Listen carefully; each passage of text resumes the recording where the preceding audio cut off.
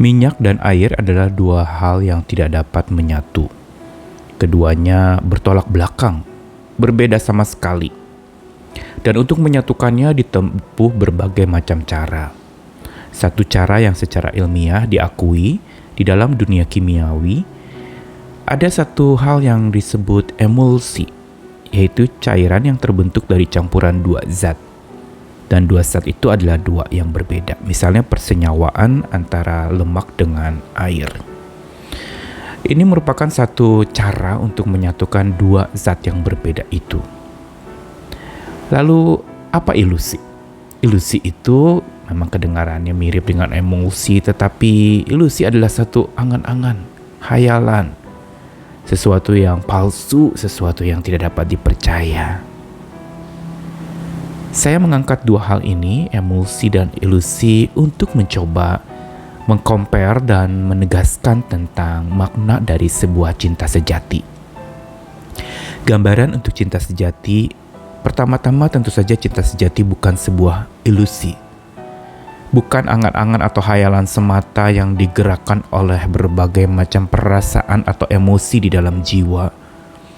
Yang lalu kemudian seseorang berharap terhadap orang yang dikasihinya sebagai sebuah hayalan atau angan-angan belaka. Dan lalu kemudian dia larut di dalam perasaan cinta yang sesungguhnya itu hanya sebuah ilusi. Sementara cinta harusnya adalah menjadi seperti emosi, yaitu persenyawaan dua zat yang berbeda. Cinta memungkinkan, yaitu cinta yang menyatukan dua yang sama sekali bertolak belakang. Inilah kekuatan cinta sejati.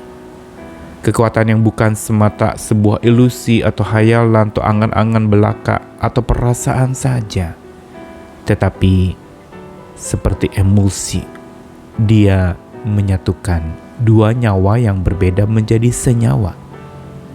Karena itu kita mau belajar bagaimana persenyawaan itu terjadi.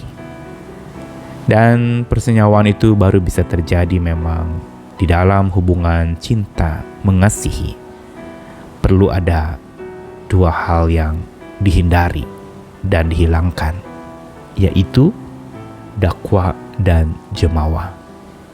Karena barulah tanpa dakwa dan jemawa cinta sejati akan menjadi dewasa dan bersemi. Saya Nikolas Kurniawan menemani lagi di dalam Sabda Tuhan hari ini.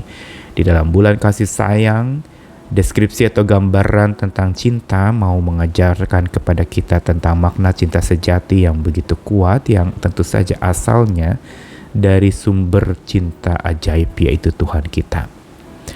Dua bagian yang akan dibacakan, pertama-tama dari Efesus pasal yang kedua ayat 13 dan 14, lalu Yesaya pasal 11 ayat 6 sampai 9. Tetapi sekarang di dalam Kristus Yesus, kamu yang dahulu jauh sudah menjadi dekat oleh darah Kristus, karena Dialah damai sejahtera kita yang telah mempersatukan dua pihak dan yang telah merubuhkan tembok pemisah, yaitu perseteruan. Lalu Yesaya 11 ayat 6 sampai 9, serigala akan tinggal bersama domba dan macan tutul akan berbaring di samping kambing. Anak lembu dan anak singa akan makan rumput bersama-sama dan seorang anak kecil akan menggiringnya. Lembu dan beruang akan sama-sama makan rumput dan anaknya akan sama-sama berbaring. Sedang singa akan makan jerami seperti lembu. Anak yang menyusu akan bermain-main dekat liang ular tedung. Dan anak yang cerai susu akan mengulurkan tangannya ke sarang ular beludak. Tidak ada yang akan berbuat jahat atau yang berlaku busuk di seluruh gunungku yang kudus, sebab seluruh bumi penuh dengan pengenalan akan Tuhan seperti air laut yang menutupi dasarnya. Yesaya pasal 11 ayat 6 sampai 9 ini merupakan sebuah nubuatan tentang sebuah gambaran perdamaian sejati yang digerakkan oleh cinta sejati yang terjadi di akhir zaman. Sebuah janji penghiburan sekaligus penguatan buat orang-orang percaya pada waktu itu bahwa akan ada sebuah damai di mana digambarkan serigala tinggal dengan domba, macan tutul berbaring samping kambing, anak lembu dan anak singa makan rumput bersama, dan seorang anak kecil akan menggiringnya. Lembu dan beruang akan makan rumput bersama anaknya akan sama-sama berbaring, sedangkan singa makan jerami seperti lembu. Gambaran-gambaran yang diungkapkan di dalam Yesaya pasal 11 ayat 6 tadi dan 7 serta 8 mau menggambarkan tentang betapa menyatunya dua yang sama sekali berbeda dan cenderung kerap bermusuhan. Serigala dengan domba, macan dengan kambing, anak lembu dan anak singa. Keduanya ini digambarkan di dalam kitab suci untuk menyatakan kepada setiap kita bahwa cinta sejati Tuhan itu mampu menyatukan. Dia menjadikan dua nyawa yang berbeda sama sekali menjadi senyawa. Bukankah ini gambaran seperti emulsi tadi yang menggabungkan dua nyawa yang berbeda menjadi persenyawaan?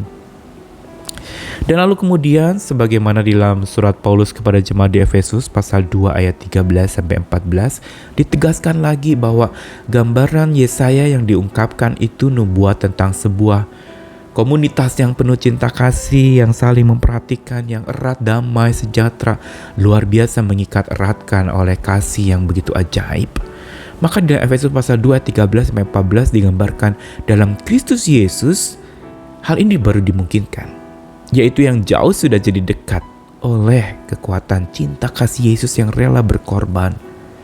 Karena dialah damai sejahtera kita, dialah cinta kasih kita yang mempersatukan kedua pihak dan merubuhkan tembok pemisah, yaitu kebencian atau perseteruan.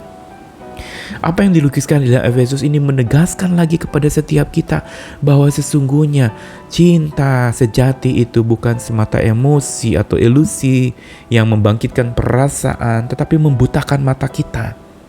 Karena terbukti cinta-cinta yang didominasi oleh perasaan hanya sebatas perasaan dan tidak menggerakkan apa-apa. Sehingga cinta itu hanya menjadi sebuah emosi belaka dan lalu luapan jiwa yang lalu terungkapkan lewat berbagai macam nuansa dan berbagai macam cara dinyatakan. Tetapi cinta bagai emulsi yang menyatu padukan dua nyawa yang berbeda jadi senyawa tanpa dakwa dan jemawa. Apa artinya tanpa dakwa dan jemawa? Seperti apa yang Ibu Teresa katakan bahwa kalau kita hidup di dalam penghakiman, kita tidak punya waktu untuk mengasihi. Inilah lawan kata atau praktek dari cinta kasih yang digagalkan oleh kebencian.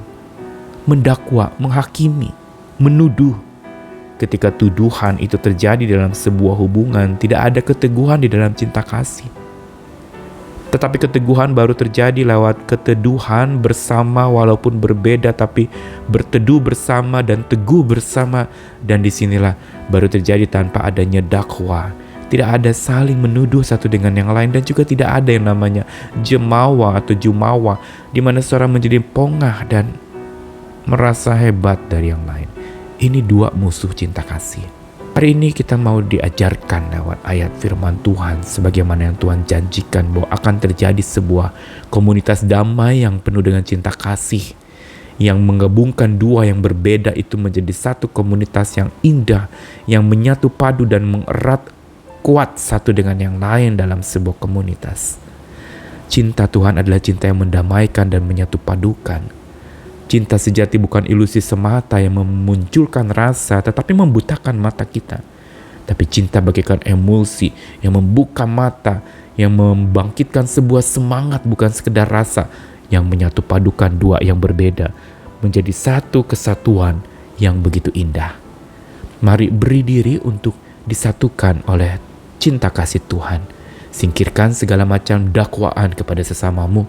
Singkirkan segala tuduhan kepada siapapun. Dan juga hilangkan jemawa di dalam hatimu. Pongah dan angkuh, singkirkan itu bila mau cinta kasih itu bertumbuh. Tuhan mengasihi kita sekalian, selamat hidup di dalam cinta kasih yang sejati. Amin.